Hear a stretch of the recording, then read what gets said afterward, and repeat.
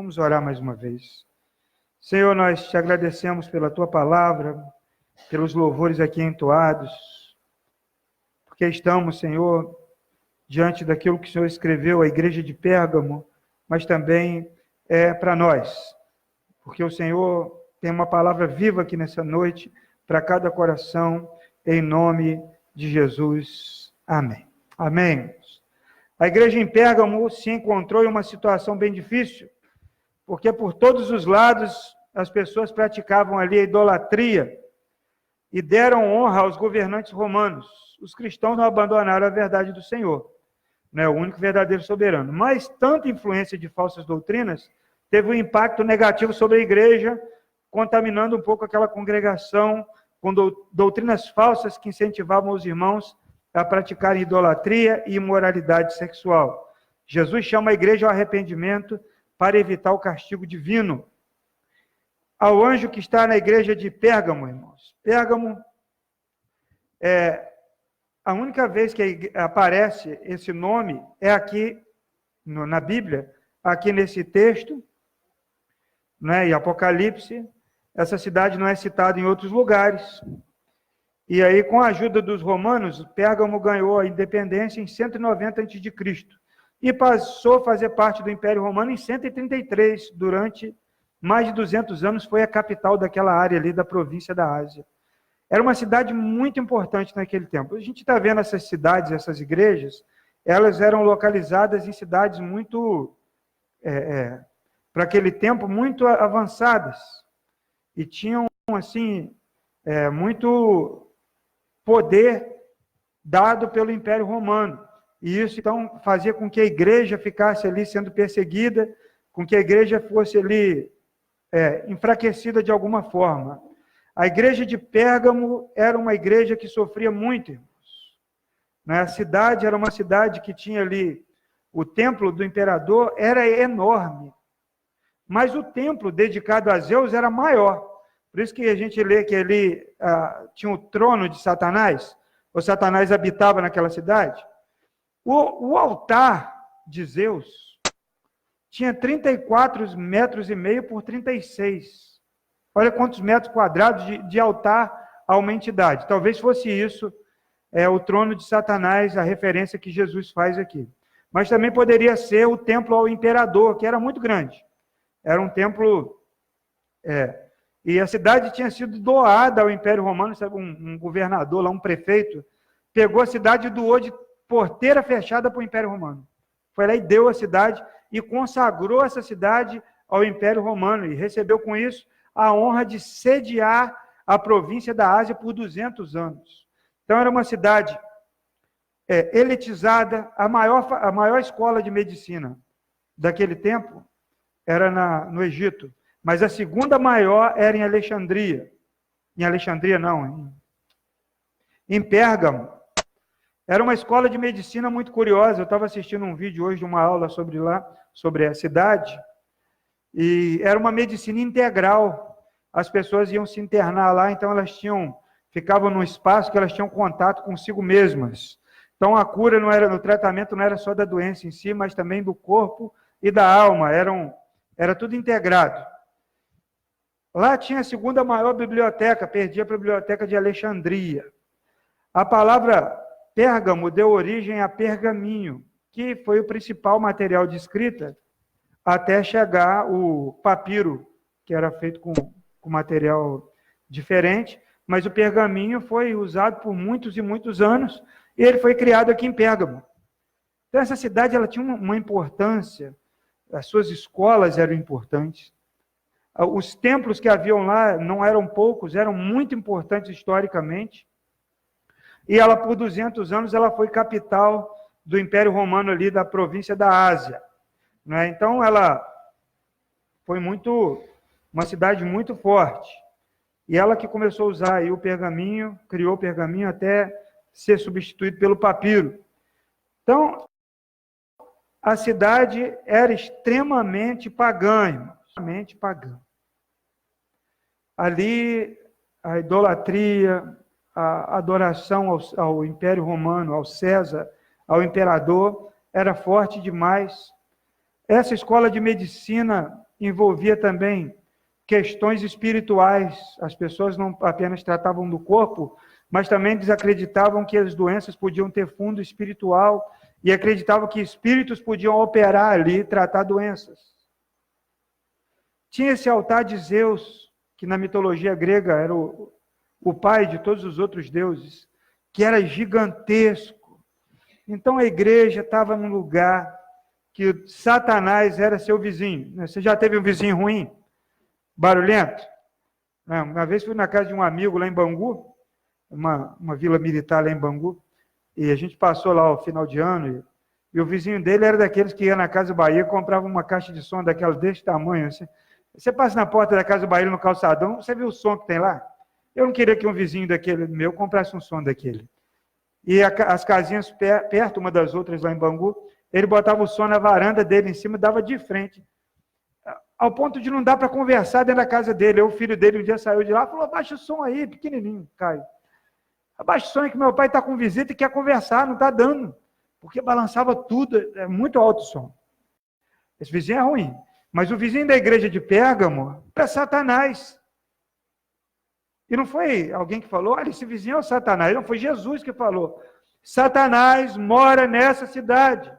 Aí tem um trono de Satanás. Nenhuma outra igreja aqui que Jesus escreveu através de João tinha o trono de Satanás, mas Pérgamo tinha o trono de Satanás. E aí ele se apresenta ali, aquela igreja, né? O verso 12, a apresentação é: ao anjo da igreja em Pérgamo escreva: estas são as palavras daquele que tem a espada afiada de 2 gumes. Aqui ele está dizendo que não é o Império Romano, porque a espada naquele tempo era um símbolo de julgamento. E a prerrogativa de julgar era do imperador, era das autoridades. Mas aqui ele está dizendo que o Senhor é aquele que tem a espada afiada de 2 gumes. Ele está ali também naquele lugar. E a autoridade está em suas mãos. Amém, irmãos? Então, Felipe pediu aqui para Marcelinho orar sobre os últimos acontecimentos na área jurídica e política. Deixa todo mundo preocupado, porque não é assim, só um preso, não é só um evento, mas parece que faz parte de uma coisa que está acontecendo em toda a América Latina, e esse é o primeiro levante aqui no Brasil para trazer o caos, para trazer a desordem, né? E o seu líder maior, já nos seus discursos, começou a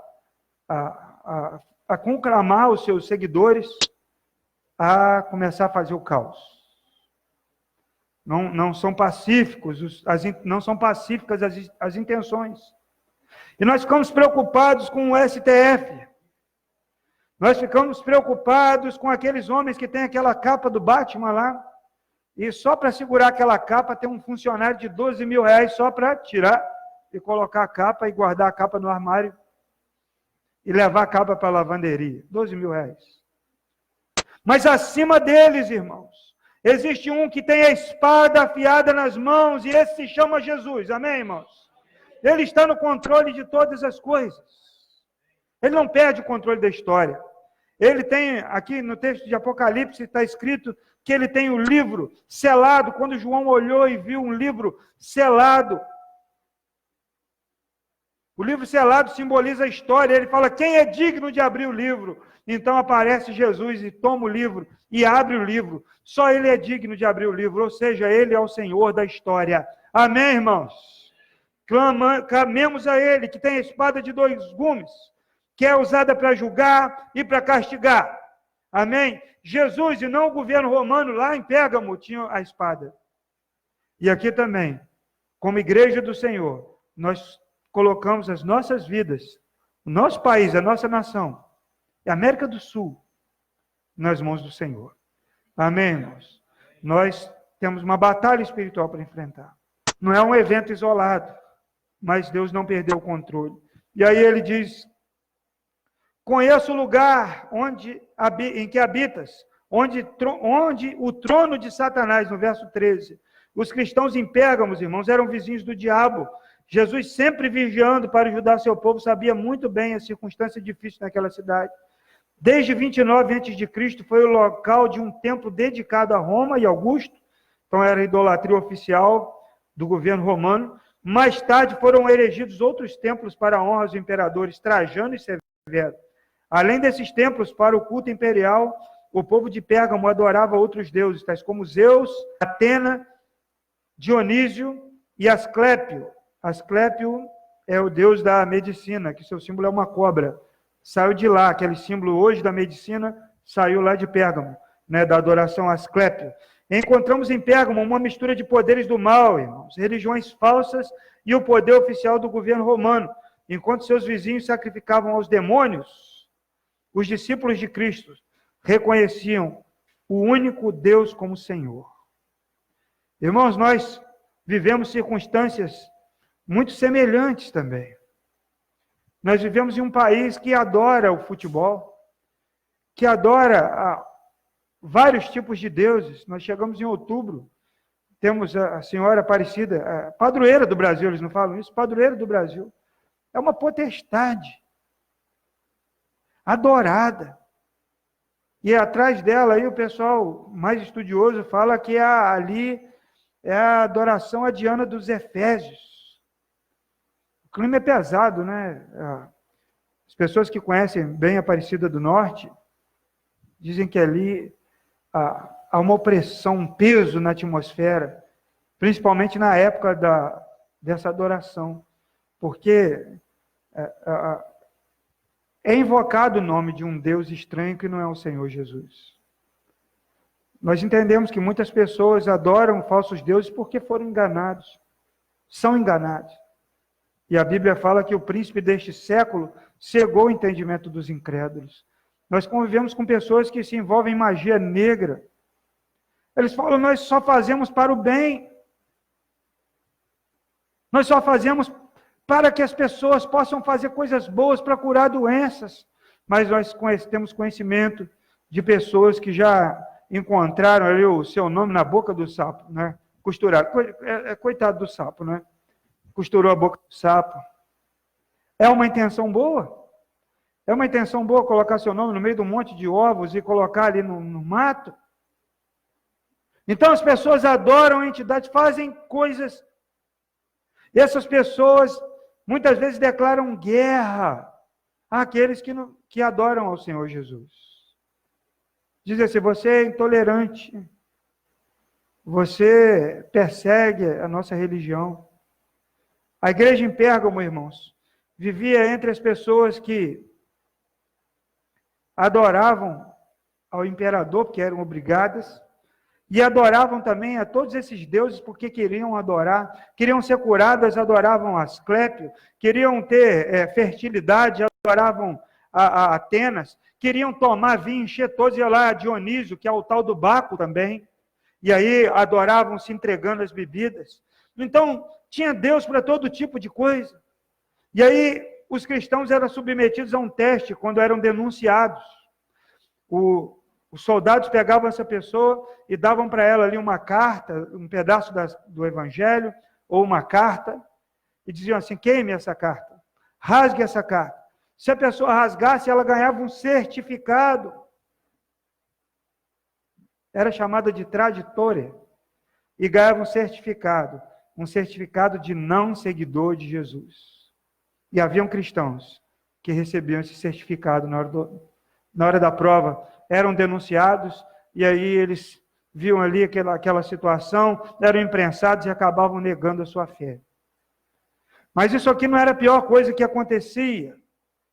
Não era a pior coisa que acontecia. A gente vai ver o que acontecia naquela igreja. O verso 13 diz, em que conservas o meu nome, e não negaste a minha fé, nos dias de Antipas. Jesus elogia a perseverança dos cristãos de Pérgamo, que foram fiéis à fé de Jesus, mesmo sob perseguição intensa. A minha fé é a palavra de Cristo revelada aos homens. Judas capítulo 3, se você virar uma folha aí, você vai achar a carta de Judas. Judas não, o Iscariotes. Judas, irmão do Senhor. Diz assim, amados, Judas 3, amados, embora estivesse muito ansioso por lhes escrever acerca da salvação que compartilhamos, senti que era necessário escrever-lhes insistindo que batalhassem pela fé, de uma vez por todas confiada aos santos. Precisa batalhar pela fé, porque muitas vezes vão tentar nos roubar a fé, de maneira sutil. E aqui fala de um Antipas, que não é o Herodes Antipas, citado no Novo Testamento. Esse Antipas aqui foi um mártir da igreja, irmãos. Semana passada nós lemos aqui, eu pedi a Bíblia para ler, a história do Policarpo, que era o bispo de Esmirna. O bispo de Pérgamo era Antipas, e ele foi levado para o templo de Artemis, ou de Atenas, né? Ou de Diana, a mesma entidade, e colocado dentro de um touro de ferro. Se você procurar na internet, você vai ver ele dentro de um touro que era feito de bronze, e eles colocavam fogo para oferecer sacrifícios dentro desse touro. E aí eles levaram o Antipas para lá, para esse touro, e pediram para ele negar a fé. E o que ele fez? Ele não negou a fé. E aí tocaram fogo no touro, dentro do touro, embaixo do touro, e o touro diz que ficava vermelho assim, ele ficava ardente mesmo, e tudo que estava ali dentro queimava. Mas o fogo não consumiu o corpo de Antipas. Semelhança ao do Policarpo, o corpo de Antipas o fogo não consumia. E mandava aumentar o fogo e nada consumia o corpo daquele homem, ele já morto. E aí autorizaram os seus discípulos a sepultar aquele homem. E foi um grande testemunho para aquela comunidade.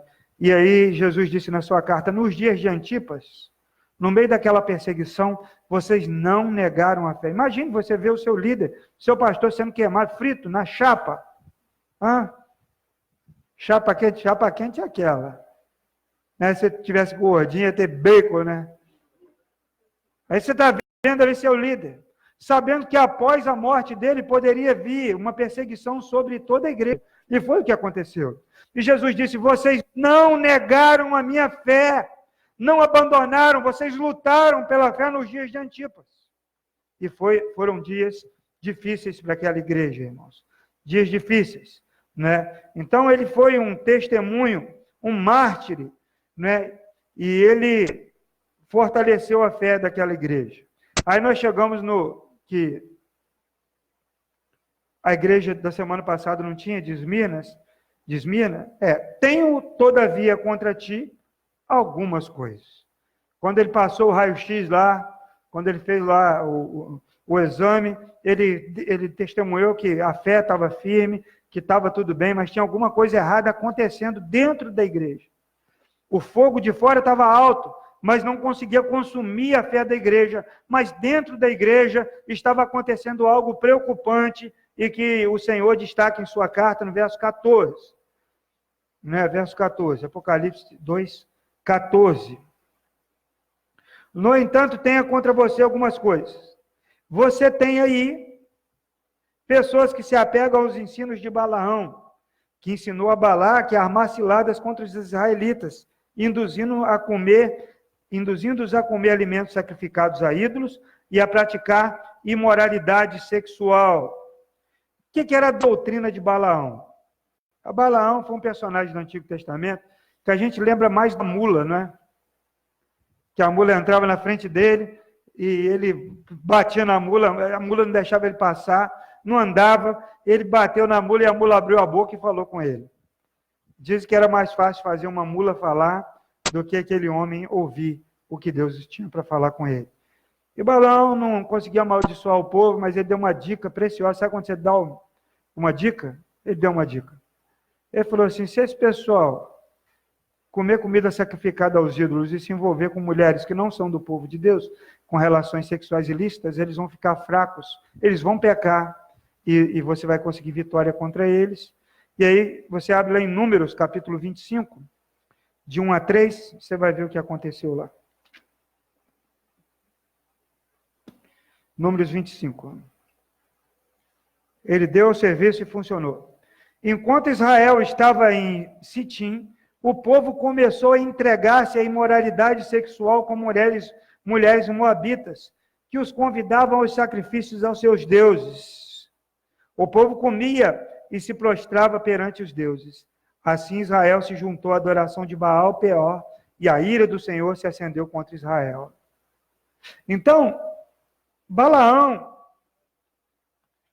ele não amaldiçoou, mas ele deu ali o link para que o povo de Israel fosse amaldiçoado, não é? E aí essa doutrina de Balaão, ela ensinava não apenas a doutrina sobre Balaão, semelhantemente a doutrina de Cristo não é apenas o ensinamento da pessoa de Cristo. A doutrina de Cristo inclui o que Jesus ensinava. Considere a importância deste fato, não é? Nos textos de Tito 2:10, eu não vou abrir isso aqui não. Mas o que estava acontecendo? Dentro da igreja havia pessoas que estavam fazendo concessões. Estavam indo nas festinhas que aconteciam lá ao redor do templo, discretamente. Não tem problema nenhum.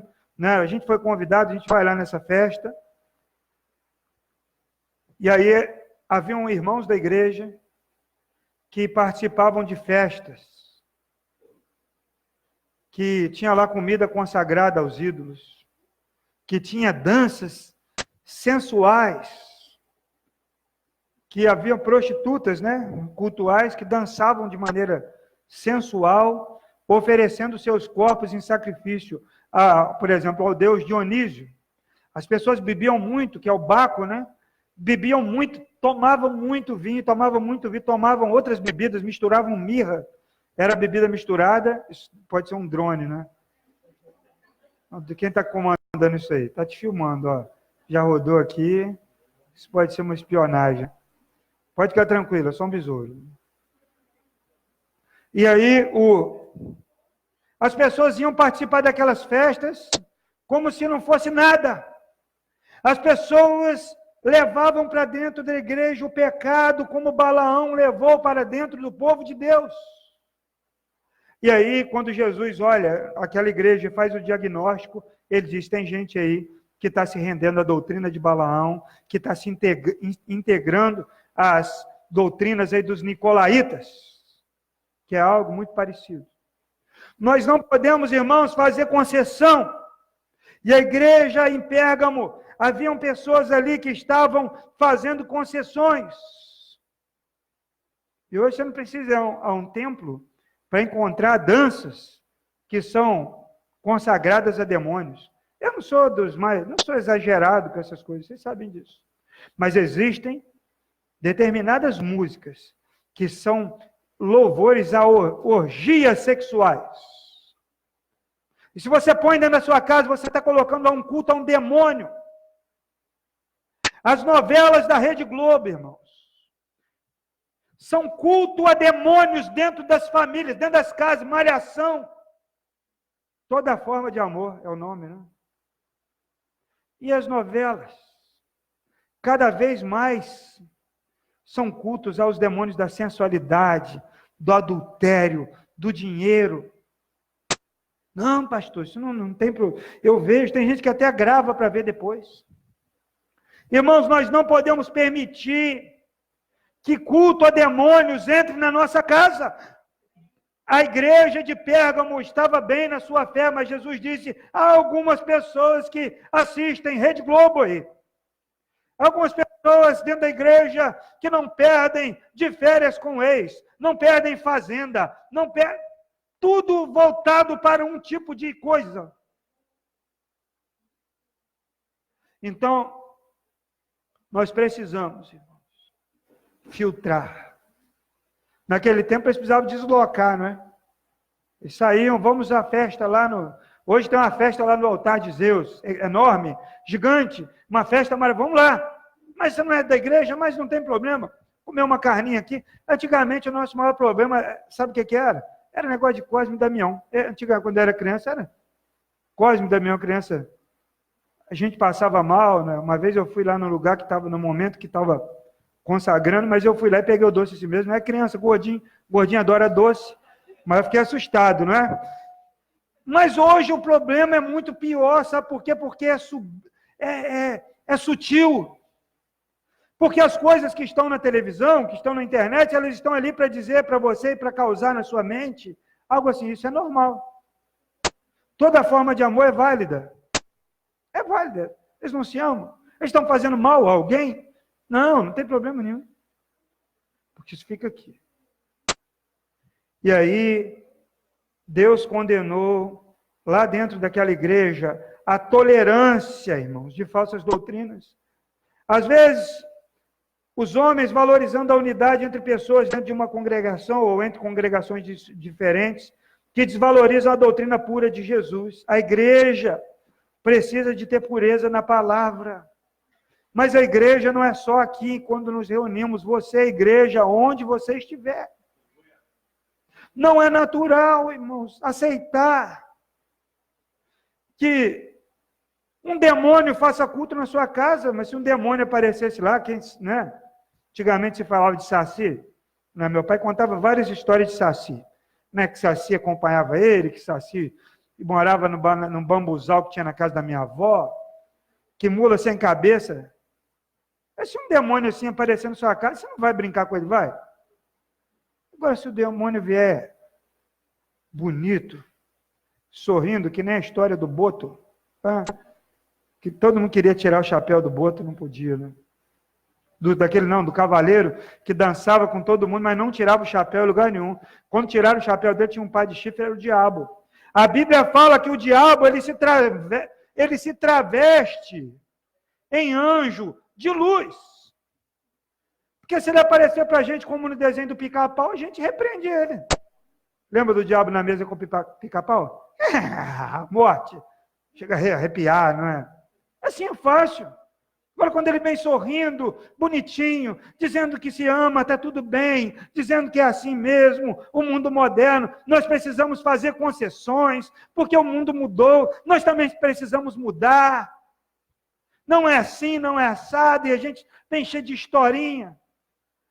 Como é que isso chega nesse ponto? Aos poucos. O pastor contava que tinha um homem que trabalhava lá na casa dele, na fazenda, que tinha uma maletinha assim, quando precisava fazer lasca de cerca para mourão, né? Antigamente não vendia pronto, então tinha que cortar. E cortava lá no mato, aí tinha árvore grossa, e fazia ele vários mourões. Ele tinha uma maletinha que tinha desde de uma cunha desse tamanhozinho até uma grande assim.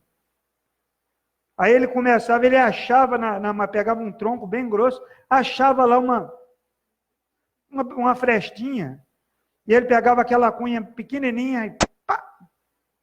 Aí abria um pouquinho, ele ia na maleta, pegava uma maior, tirava o pequeno, guardava e batia, até lascar aquele grande tronco. E fazia isso tantas vezes. Às vezes o diabo chegou lá na igreja de Pérgamo com a sua maleta de cunhas, procurando uma brechinha, e achou a brechinha. Então, irmãos, precisamos vigiar. A igreja de Pérgamo, essa carta nos faz um alerta. Porque às vezes começa pequenininho, mas daqui a pouco não tem mais controle nenhum. Nós precisamos procurar a pureza na palavra. Amém, irmãos? Buscar a palavra. Nós temos buscado isso. Então nós temos uma escola bíblica que pega a Bíblia e estuda a Bíblia. Aliás, domingo de manhã está suspenso as aulas de domingo de manhã. Nós temos apenas às 17h30 e nós mudamos para que dia, Vanessa? Quarta-feira, às 14h30, porque às terças a gente está com um compromisso fixo e estava ficando um pouco embolado. Então, domingo, 17h30, tem escola bíblica. Estuda o quê? A Bíblia. Terça-feira, às 14h30, estuda o quê? A Bíblia também. Então, é uma excelente oportunidade de você estudar a palavra. E nós pregamos aqui o texto bíblico. Já tem um tempo que nós vemos fazendo exposição dos textos bíblicos, porque nós temos procurado alicerçar a igreja na palavra. Amém, irmãos? Na palavra, porque se nós soubermos bastante da palavra, quando alguém chega com uma doutrina falsa, a gente vai saber que é falsa. Como a história lá do rapaz que foi estudar numa escola para aprender sobre notas falsas e nunca dava uma nota falsa para ele ver. Aí chegou um determinado momento do curso, ele indagou o professor, falou, professor, a gente está aqui para conhecer nota falsa, mas o senhor não deu uma nota para a gente ainda que é falsa? Ele falou, é porque se você conhecer bem é verdadeira. Logo que a falsa chegar, você rapidamente vai identificar. Então, estude a palavra de Deus, amém? E não permita que o diabo entre na sua casa. O padre que era o nosso padre lá da nossa paróquia, o padre Eduardo, está vivo lá ainda, está velhinho. O padre que eu sempre falo que tinha a mão cheirosa, que a gente beijava a mão do padre, e nem tinha, né, um sabonete, era bom o sabonete que ele usava, era cheirosa a mão dele.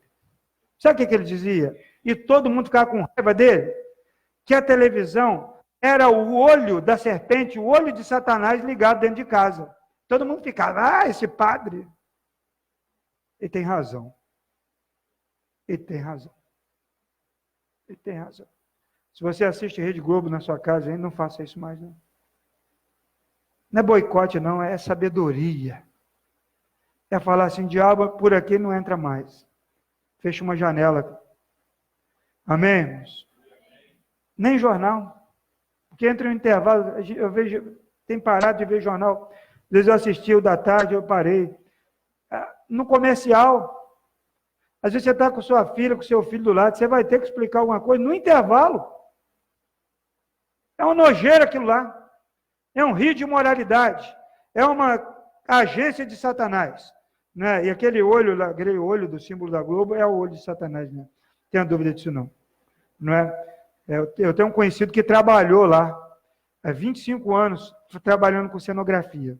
Ele saiu, chamaram de volta e nunca mais volta. Ficou aqui fazendo freelance em Rio das Ostras, ficou desempregado em Rio das Ostras, mas não voltava para lá porque não aguentava mais de tanta bruxaria e de tanta prostituição. Não é lenda que toda novela é consagrada no centro, não. É isso que ele queria. Era aqui, ó. É isso que ele queria. Ele conseguiu, mas eu matei ele. Então, assim, não é mentira. É tudo intencional. Existe uma agenda, entende? Uma agenda construída para que as práticas do Balaão, as práticas dos nicolaítas sejam introduzidas dentro da igreja. Existe uma agenda. Não pense que é uma bobeirinha, isso aí, o pastor retrógrado, nem sei nem falar, atrasado, retrógrado. Não, existe uma agenda para enfraquecer a igreja. O Balaque queria saber como eu posso destruir o povo de Deus. Balaão, amaldiçoa, Balaão, vou te pagar um dinheiro para você amaldiçoar. Não, não posso amaldiçoar. Não consigo amaldiçoar e só abençoava. Mas aí o Balaão soltou. Se eles comerem comida sacrificada aos ídolos, se eles se prostituírem, então Deus vai castigá-los, eles podem ser vencidos. E isso aconteceu. Há uma agenda para enfraquecer o povo de Deus. Não tenha dúvida disso. E aí Jesus continua, o verso 16.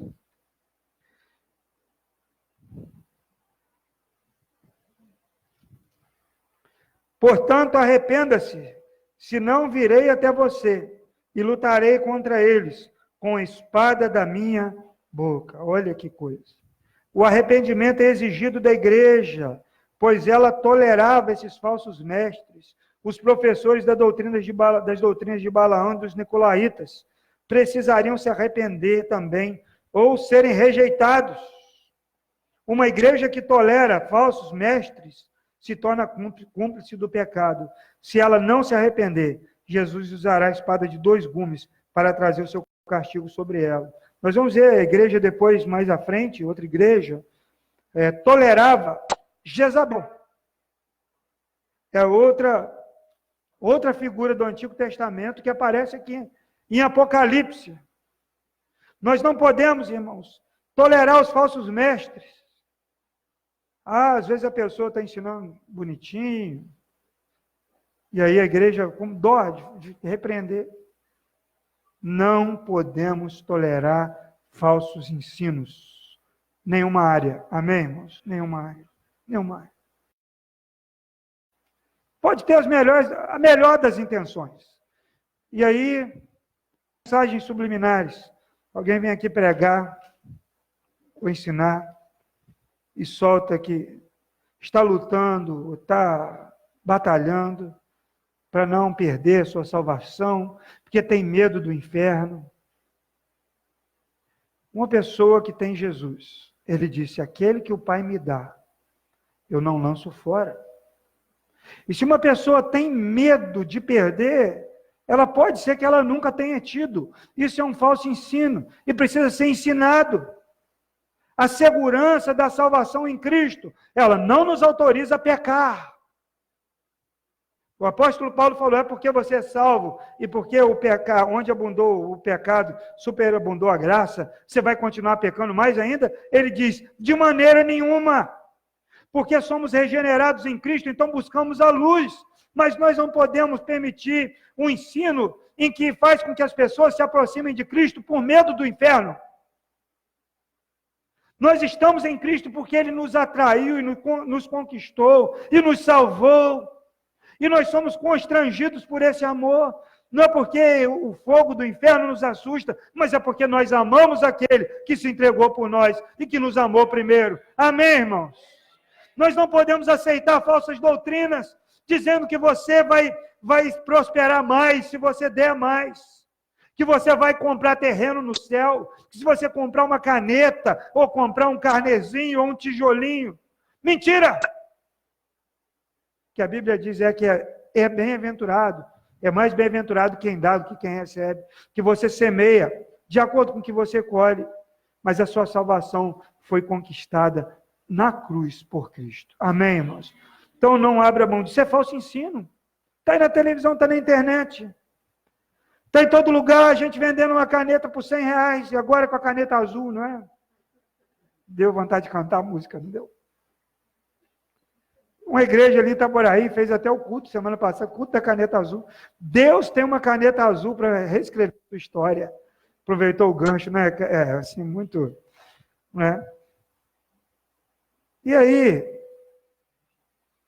você acredita que aquela caneta que você comprou e escreveu um pedido de oração é mais abençoada do que qualquer outra caneta, porque o bispo, o apóstolo, o pastor, o padre ou qualquer pessoa abençoou aquilo ali? Você acredita que dando a sua casa, você pode receber uma casa melhor, dando o seu carro, você pode receber um carro melhor? Isso é doutrina de Balaão, é amar o dinheiro, é idolatria.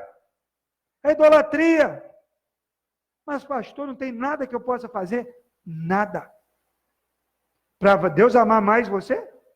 Para Deus te abençoar mais? Quer que Ele te abençoe mais do que já deu o próprio Filho para morrer no seu lugar e no meu lugar? Ele deu o próprio Filho. Você quer mais do que isso? Deus não pode te amar mais do que isso. Se você quer mais do que Cristo, você ainda não tem Cristo. Se você quer que Deus faça mais, você considera mais um carro, ou uma casa, ou um casamento, do que a bênção de pertencer a Deus, você precisa de Jesus na sua vida. Você precisa que Ele entre na sua história. Amém? Arrepende-se. Arrepende-se. Quem tem ouvidos, ouça. Verso 17. Aquele que tem ouvidos, ouça o que o Espírito diz às igrejas. Ao vencedor darei do maná escondido. Também lhe darei uma pedra branca com um nome nela inscrito, conhecido apenas por aquele que recebe. O maná escondido, irmãos, ao vencedor sempre tem todas as cartas, não é? Tem quem tem ouvidos, ouça. E tem ali um vencedor, tem ali a bênção sobre ele. Então é uma promessa de vitória, amém? Aqueles que persistem receberão a recompensa. Nesta carta, a bênção do vencedor é dividida em duas partes. Primeiro, é o maná escondido. Aqueles que se recusam a participar da mesa dos demônios vão comer, vão ser sustentados pelo maná de Deus. Amém? E esse maná de Deus é Cristo, porque Ele disse, eu sou o pão vivo que desceu do céu.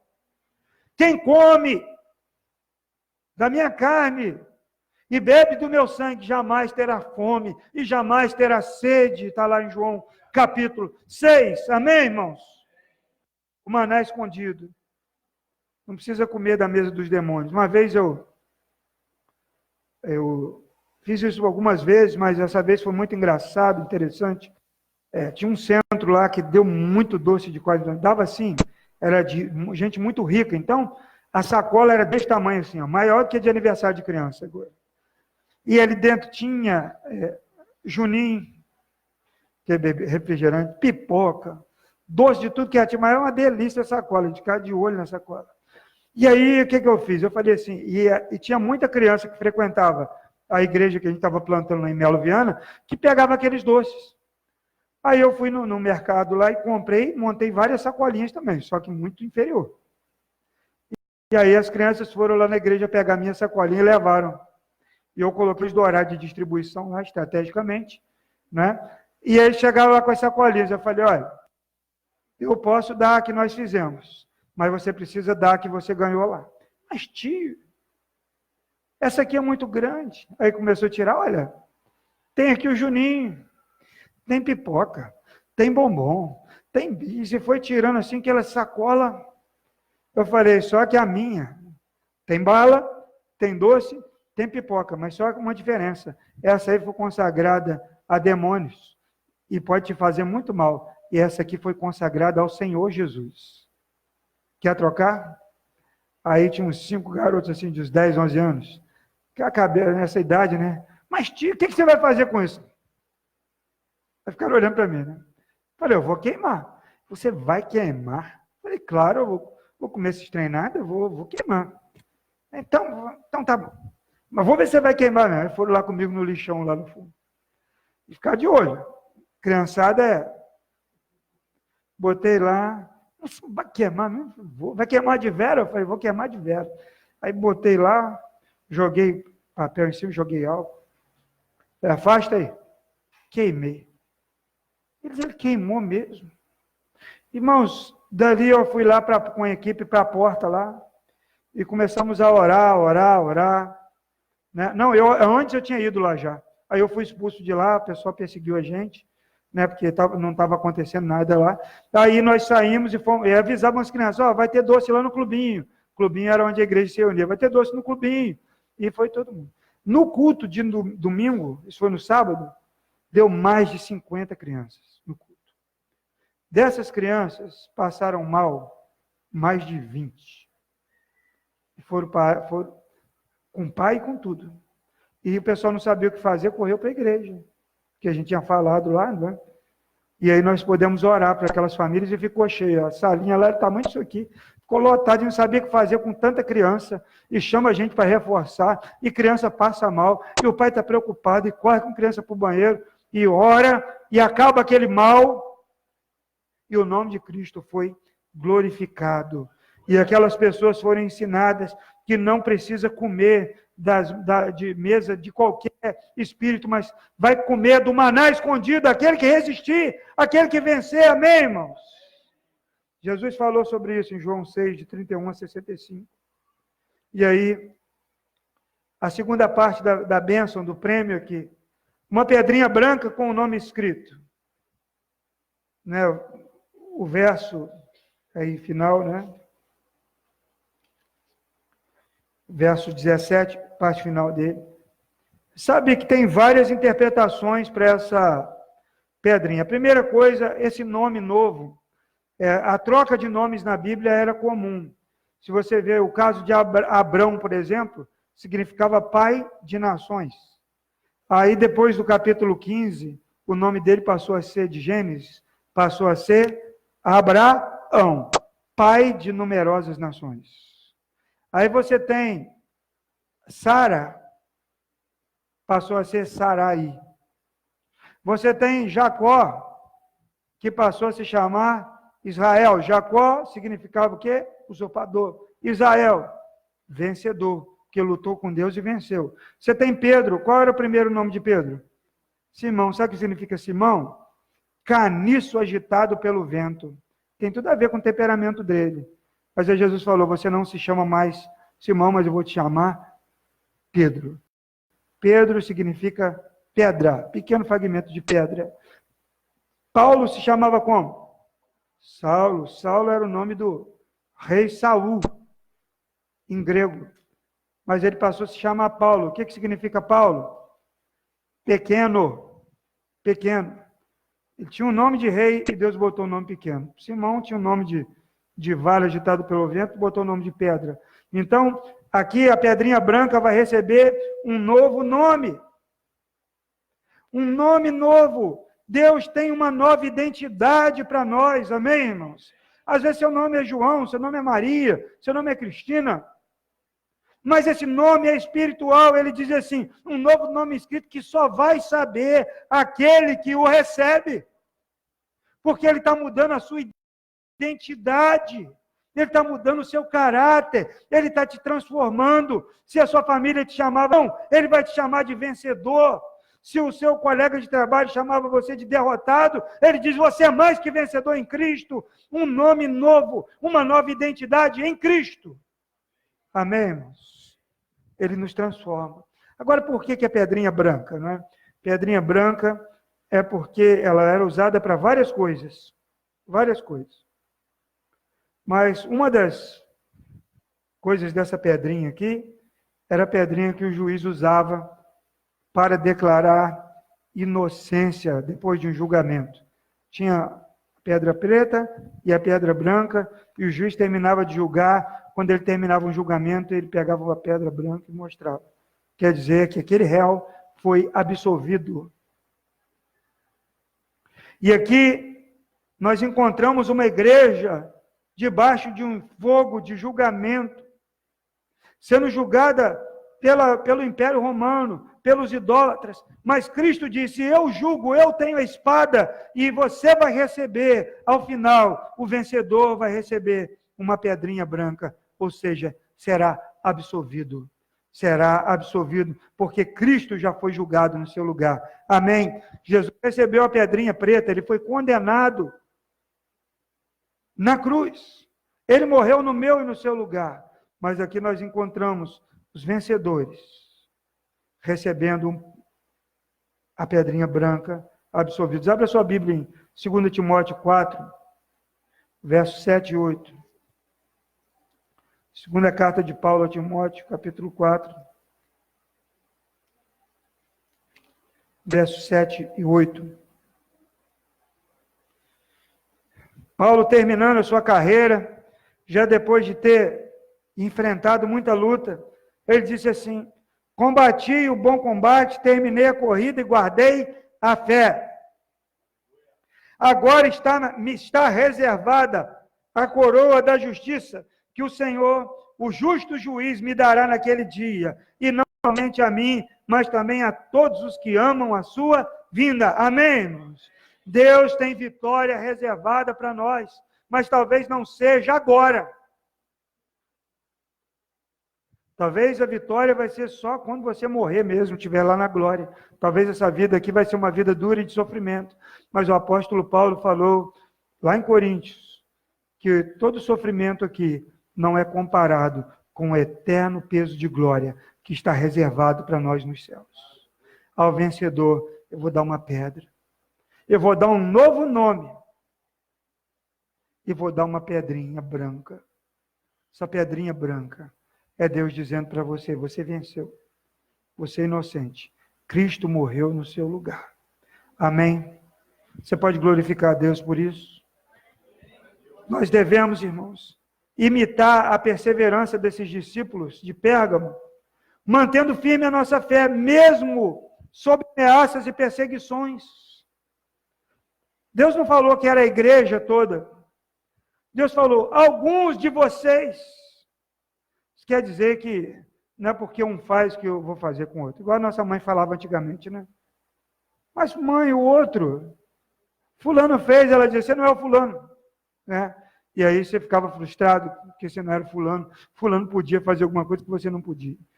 Aqui nessa igreja, não era toda a igreja que estava contaminada pelo ensino dos nicolaítas.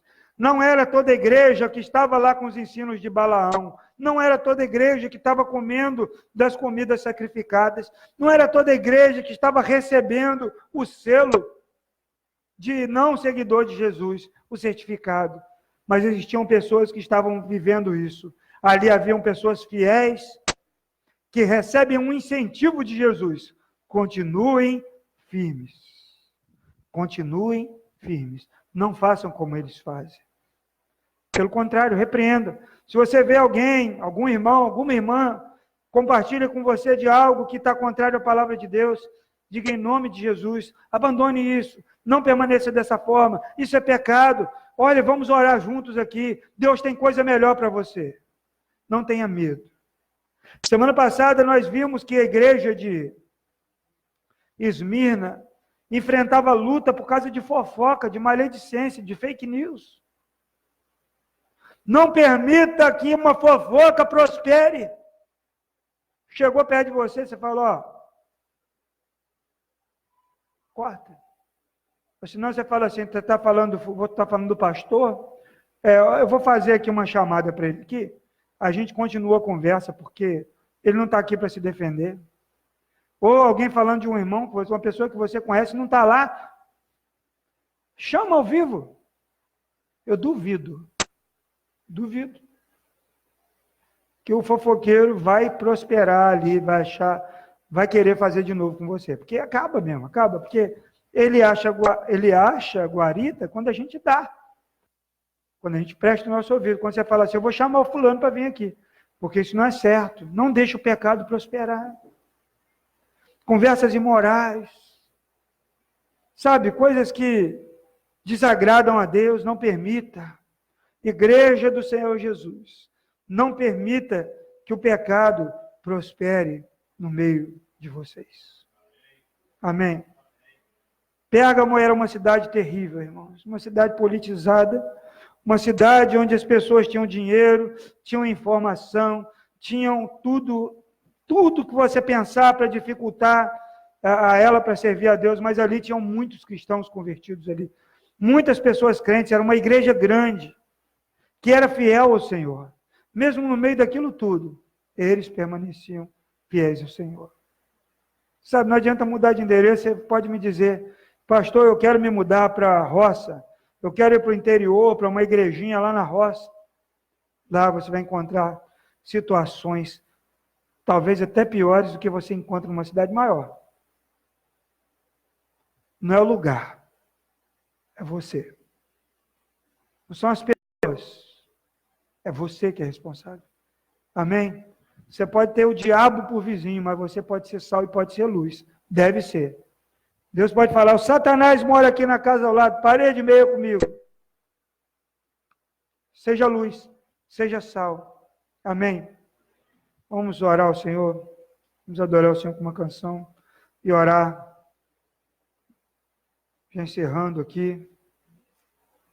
E a nossa oração é que nós sejamos, irmãos, fiéis até o fim. Amém? Porque não é o começo que importa.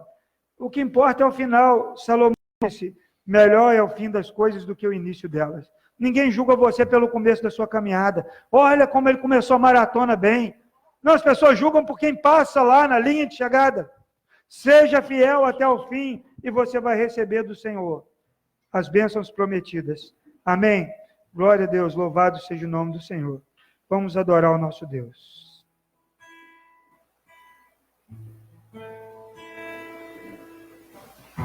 Nesses dias de desespero, incerteza e medo há. Cante com seu coração essa canção. Em uma salvação eu creio,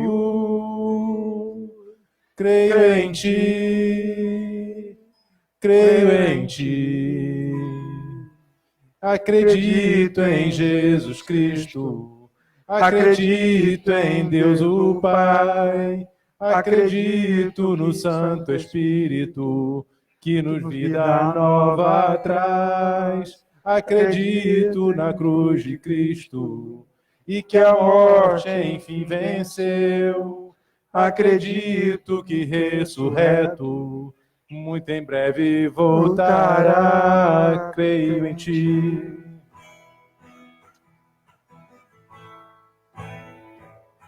Creio em ti. Aleluia. Que nossa fé não sejam hinos, apenas notas em canções. E mesmo em tentações e fraco, creio em ti, acredito em Jesus Cristo, acredito em Deus o Pai, acredito no Santo Espírito, que nos vida nova traz, acredito na cruz de Cristo, e que a morte enfim venceu. Acredito que ressurreto, muito em breve voltará. O perdido encontrou perdão, pois agora que o amor venceu e que a igreja viva esse amor. Creio em ti, e as cadeias não prevalecerão, pois o véu rasgou e veio ao chão, seu amor não voltará em vão. Creio em ti,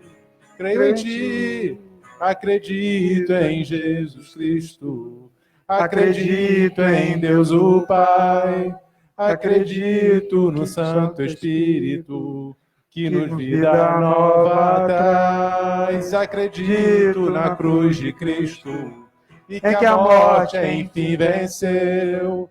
Acredito que ressurreto, muito em breve voltará.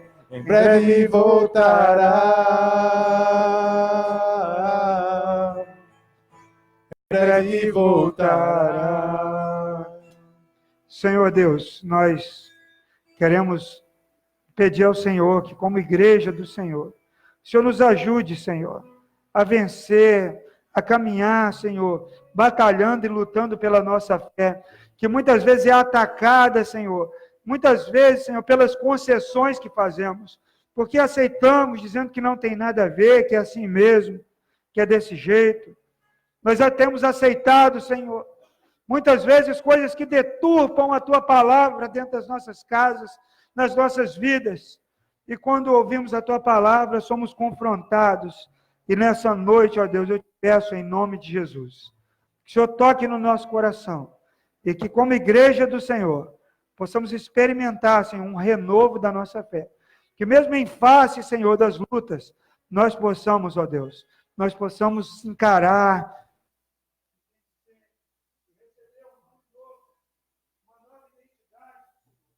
em nome de Jesus, eu peço ao Senhor que nos abençoe e que possamos ter uma confissão de fé firme na Tua palavra, firme no Teu Evangelho, firme, Senhor, alicerçado na rocha, como a Tua palavra diz, firmes no Senhor, em nome de Jesus. Abençoe, Senhor, aqueles irmãos que não estão aqui hoje, que estão passando por lutas, por dificuldades, aqueles que estão, Senhor, frios na sua fé, aqueles, ó Deus, que ouvem essa mensagem via internet, Senhor, que o Senhor possa abençoá-los agora em nome de Jesus, e que nós possamos, ó Deus, ter uma semana de vitória abençoada em nome de Jesus. Amém. Estenda a sua mão assim. Que a graça do Senhor Jesus Cristo, o amor de Deus Pai e as doces consolações do Espírito Santo sejam com todos nós e com toda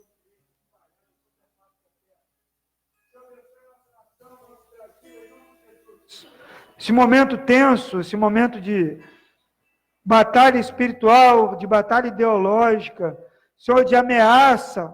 Senhor, nós colocamos nas suas mãos mais uma vez, clamamos a Ti, que o Senhor possa abençoar-nos e que a Tua igreja continue, Senhor, girando pela nossa nação. Abençoe cada família aqui representada, em nome de Jesus. Amém. Enquanto adoramos mais uma vez com essa canção,